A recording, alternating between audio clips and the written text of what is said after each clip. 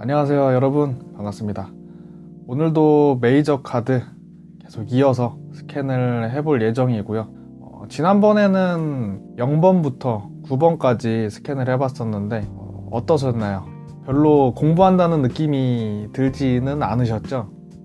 네, 오늘도 마찬가지로 처음 시작하는 거기 때문에 그렇게 깊게 들어가지는 않을 거고요. 오늘은 10번부터 21번까지 나머지 카드를 살펴보도록 하겠습니다. 제가 지금 요거를 소개시켜 드리는 목적은 카드를 한 장씩 스캔을 해본다, 카드의 그림에 익숙해지시는 그런 과정이거든요.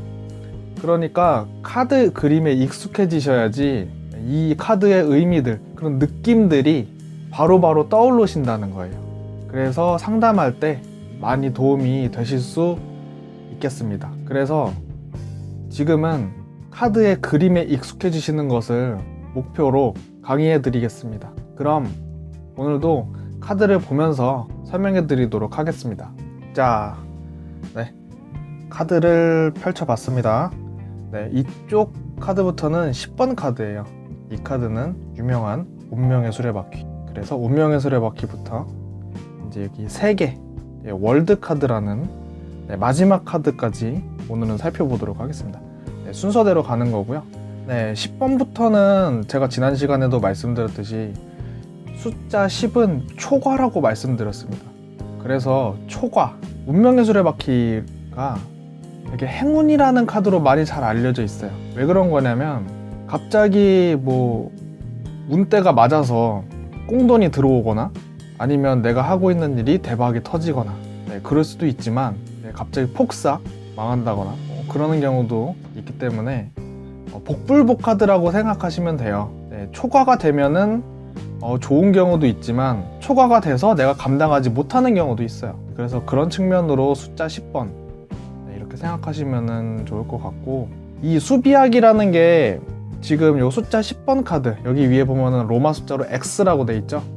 숫자 10은요 다시 1 더하기 0으로 가서 1번 카드랑 또 대응이 됩니다.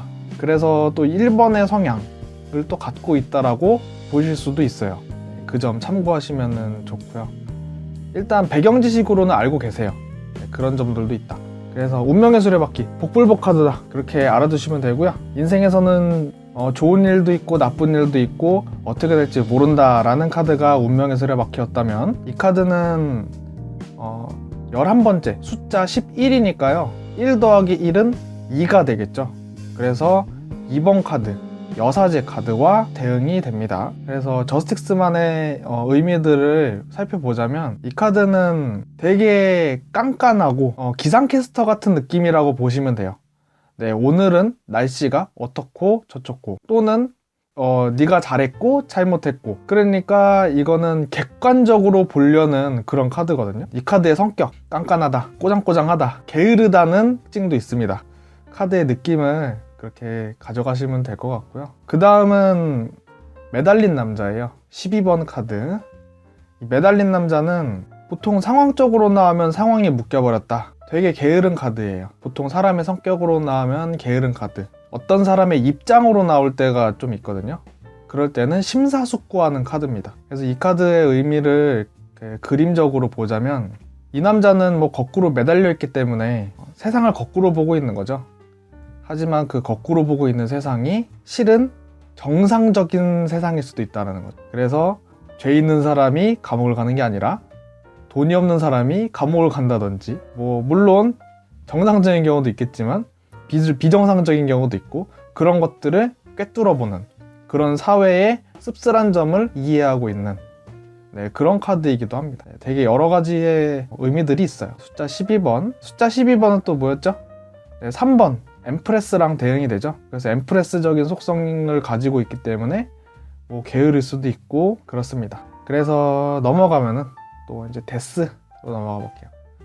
많은 분들이 데스를 안 좋게 생각해요. DDT라고 하죠.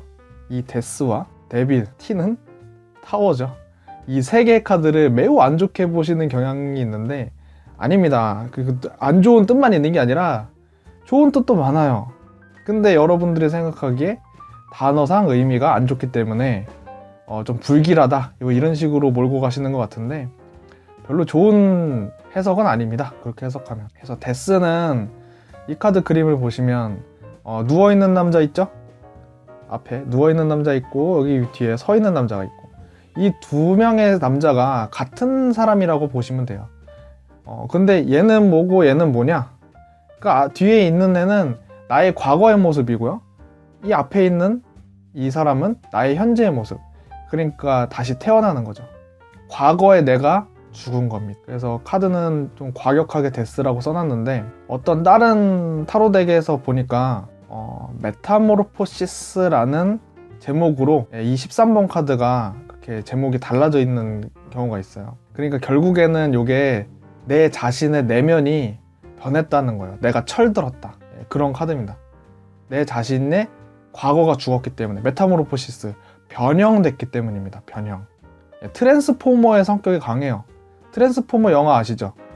네, 장난감 자동차처럼 생긴 게 로봇으로 변하고 다시 자동차로 변하고 뭔가 이렇게 장난감 같은 막 그런 느낌이 있잖아요. 막 변신 로봇 같은.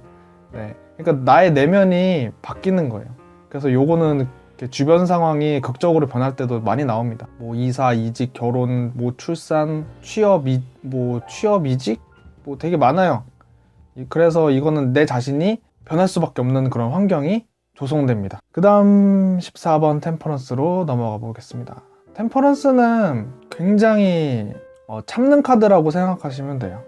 내가 아무 행동도 하지 않는다. 내가 속으로는 알고 있지만 아무 행동도 하지 않고 계속해서 묵묵하게 내가 할 일을 하는 거죠. 그래서 이 뒤에 보시는 길이 있어요. 항상 타로 카드에 길이 있는 카드들이 있거든요. 이따가도 한 장 나올 텐데 타로 카드에 길이 있으면은 내가 갈 길이 있어요. 내가 어떤 식으로 행동해야 되는지 본인이 알고 있고 내가 어떤 외부 상황이 오든지 내가 해야 될 일이 있어요. 이런 길들이 나오면. 그런데 이 참으면서 이 길들을 쭉 따라가다 보면 나중에 왕관, 결실이 오는 그런 카드입니다. 템퍼런스는 우리나라 말로 절제인데요. 그래서 무슨 중도라고 해석하기도 하고 절제라고 해석하기도 해요. 그런데 이 카드가 나왔을 때 무조건 참고 아무 일도 하지 않느냐? 또 그건 아닙니다. 이 중도라는 개념 자체가 내가 극과 극을 이렇게 왔다 갔다 해봤다라는 증거거든요. 아마도 이런 카드 나오시는 분들은 과거에 이리 뛰고 저리 뛰고 약간 망나니처럼 그렇게 행동해봤을 가능성이 좀 있어요. 그래서 완성된 현재 상황이다. 내면적으로는 이미 성숙해 있지만 이제 현실은 그렇지 않기 때문에 굉장히 스트레스 받아 하면서 좀 불만족스러운 그런 카드라고 보실 수도 있어요. 어쨌든 이 카드가 좀 어려운데 원래 천사 나오는 카드들이 굉장히 의미가 많아요. 그래서 나중에 스캔 다시 할 때 카드 집중적으로 볼 때 그때 다시 한번 설명해 드리도록 할게요. 네, 그 다음은 데스입니다. 데빌입니다. 데빌 카드는 악마 카드인데요. 이거는 15번이기 때문에 숫자 6에 대응하고요. 굉장히 아이러니하죠. 숫자 6번은 연인 카드거든요. 그래서 연인 카드랑 삼각구도가 똑같아요. 네, 이건 나중에 다시 할 때 설명해 드릴 거고요. 데스 카드는 여기 묶여 있는 거 보시면은 이게 악마에 의해서 위에 있는 악마에 의해서 묶여 있는 거거든요. 그래서 내 삶이 답답하거나 아니면은 맨날 똑같은 생활이 반복될 때, 그럴 때 나오기도 하고요. 아니면 누군가에게 억압받고 있거나 아니면 누군가가 나를 이용하려고 할 때, 그럴 때도 나오고요. 이건 굉장히 또 성적인 욕망이 강한 카드이기 때문에 성욕으로도 해석할 수도 있고 상당히 여러 가지로 볼 수 있는 카드라고 생각하시면 될 것 같습니다. 다음으로 넘어가서 타워예요. 타워는 별로 좋지 않은 카드라고 알고 계실 수도 있는데 이거는 그냥 이벤트를 의미해요. 이벤트, 사건이죠. 사건. 갑작스럽게 나에게 닥친 사건. 벼락이 딱 떨어졌죠. 그래서 내가 예기치 못한 그런 사건을 의미하기도 하고 이게 아무런 사고가 없는데 이 과거 카드로 나왔다. 그러면은 어떤 사람의 인연이 갑자기 형성이 되었다든가 내가 뭐 예기치 못한 상황에서 그 사람을 알게 돼서 여태까지 인연이 이어져 왔다든가 되게 스피드를 의미해요. 오히려 나중에 뭐 행성 대응 막 이런 것도 하겠지만 그래서 나중에 뭐 화성이거든요. 요게 대응하는 게. 그래서 되게 조급하고 굉장히 적극적이고 행동력이 좋아요. 행동력이 너무 뛰어나서 이 카드는 뭐 이 카드 나오면 뭐 가출도 하고 출가도 하고 뭐 그런 카드도 됩니다. 뭐 결혼을 갑자기 급하게 한다든지 뭐 되게 여러 가지 느낌이 있어요, 이 타워도. 네, 물론 이제 나중에 가서 다시 하도록 하겠습니다. 하지만 요거는 어떤 걸 알고 가시면 좋냐면요, 마음의 상처를 받았을 때, 그럴 때 많이 나옵니다. 제일 많이 나오는 거는 마음의 상처를 받았을 때예요. 그래서 재회운이나 뭐 연애운에서 주로 많이 나오죠. 그래서 일단은 그렇게만 알고 계시면 될 것 같다. 네, 그 밖의 의미들은 나중에 해드리도록 할 거고요. 스타 카드예요. 17번 카드고요. 1 더하기 7은 8이죠. 그래서 스트렝스 카드랑 또 대응이 되는 카드인데요. 이 스타는 되게 목표가 확실해요. 이게 북두칠성을 의미하고 가운데에 있는 큰 별이 북극성을 의미한다고 해요. 그래서 목표가 확실한 카드, 되게 현실적으로 나의 상황을 바라볼 수 있는 그런 카드입니다. 되게 현실적이기 때문에 내가 현재 가지지 못한 것, 나의 초라한 모습, 이 벌거벗고 있죠. 벌거벗고 있는 거는 한 2가지 정도로 생각하시면 돼요. 되게 순수함을 나타내는 그런 상징이다 라고 보셔도 되고요, 나체라는 게. 2번째는 내가 힘들다. 나체로 돌아다니면 힘들죠. 그래서 스타 카드가 나오면은 좀 힘들어요. 그래서 나의 진로에 관해서 뭐 고민을 한다거나, 아니면 내 상황이 지금 딱히 뭐 걱정되는 상황은 아닌데 그래도 비전이 없다거나 내가 꿈은 있으나 현실적으로 그러지 못한다라는 거를 잘 알고 있거나, 그럴 때 좀 나오는 카드입니다. 뭐 물론 이게 뭐 메이크업이나 미용 쪽이나 뭐 그런 직업을 의미하기도 하고, 뭐 성격적으로도 뭐 그런 게 있긴 있어요. 그러니까 의미가 굉장히 많은 거예요, 카드 한 장당. 그래서 그런 느낌으로 가시면 좋을 것 같아요. 그냥 목표가 확실한 카드, 굉장히 현실적인 카드다 라고 생각하시면 될 것 같습니다. 그 다음 카드는 달 카드예요. 달 카드 같은 경우는 이 카드도 길이 있습니다. 근데 이 길은 굉장히 멀어요. 아까 비교를 해보면 아까는 그냥 뭐 가시적으로 보이는 길이고 거의 다 온 것 같아요. 이 길은 산 하나만 넘으면 될 것 같아. 근데 얘는 그게 아니라 산을 넘어서까지 길이 계속 있습니다. 얘는 이건 뭐냐, 굉장히 긴 여정이 될 것이다. 내가 목표한 그 길이 장기전이 될 가능성이 높고, 왜 장기전이 되느냐, 방해꾼들 때문에 그래요.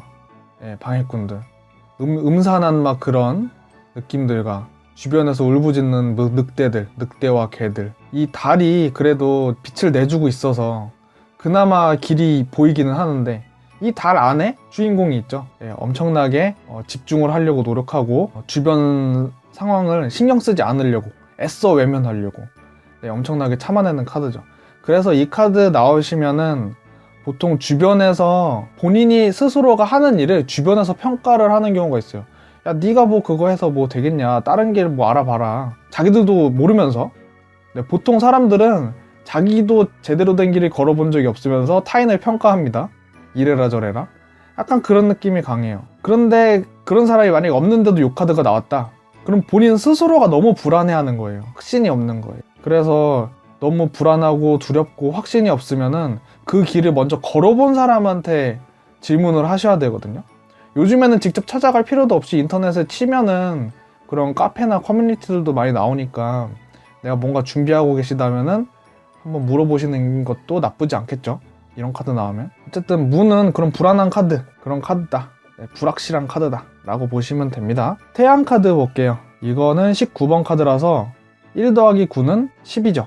근데 10인데 2자릿수를 또 한 자릿수로 맞춰야 되기 때문에 1 더하기 0은 1이라고 볼 수도 있고요. 아니면 10번 운명의 수레바퀴랑 매치가 된다라고 생각하셔도 되고요. 자, 어쨌든 이 태양 카드는 되게 천진난만하고 요것도 애기가 있기 때문에 제가 지난 영상에서도 말씀드렸듯이 바보 카드와 비슷합니다. 굉장히 철이 없어요. 굉장히 천진난만하고 애기 같고, 그리고 말 타고 말이 있는 경우는 어딘가를 자주 돌아다니는 걸 좋아하는 거예요. 빨빨거리고 돌아다니는 거, 그런 거 좋아하는 거고요. 뭐 해바라기나 태양, 특히 태양이 있으면요 좀 자신의 자아가 강하다고 생각하시면 돼요.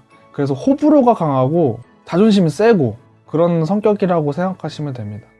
그래서 소외당하는 거를 굉장히 싫어해요. 그래서 이런 카드가 주로 나오시는 분들은 대인관계가 원만하지 않은 경우 되게 우울증에 걸리기도 쉬워요. 태양은 항상 이면이 있습니다. 빛의 크기만큼 어둠의 크기도 있어요. 네, 이거는 나중에도 또 연인 카드에서도 또 나올 건데, 네, 아무튼 그런 개념이라고 보시면 됩니다. 태양. 근데 뭐 이도저도 아니고 그냥 태양을 가볍게 읽는 경우가 많아요. 네, 태양은 그냥 해 뜨면 일 나가죠. 네, 그냥 평상시의 상황이 지속되는 거예요. 그냥 태양은. 그래서 그런 식으로 해석을 하시면 무난할 것 같습니다. 네, 이런 카드 나오면 그냥 평상시대로 열심히 살고 있네, 네, 이렇게 생각하시면 좋을 것 같아요. 태양이 뜨는 게 정상적이니까요. 네. 자, 심판입니다. 저지먼트라고 하는데요.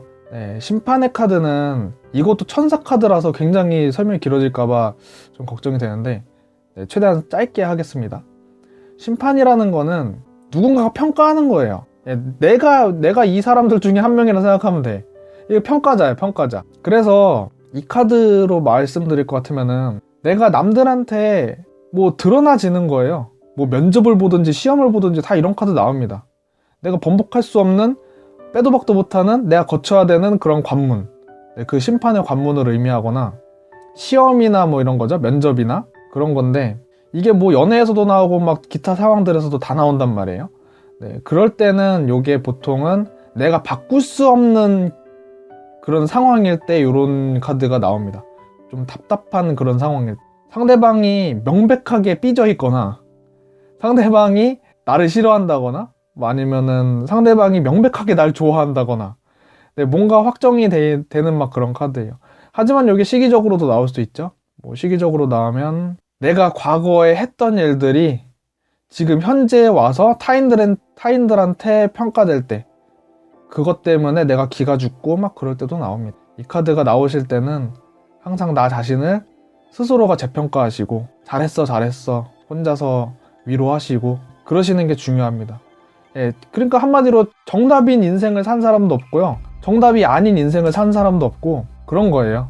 네, 되게 좀 그런 카드죠. 생각이 많아지는 카드죠. 그래서 인생에서 정답이 없다, 그리고 타로 카드에서도 정답이 없다.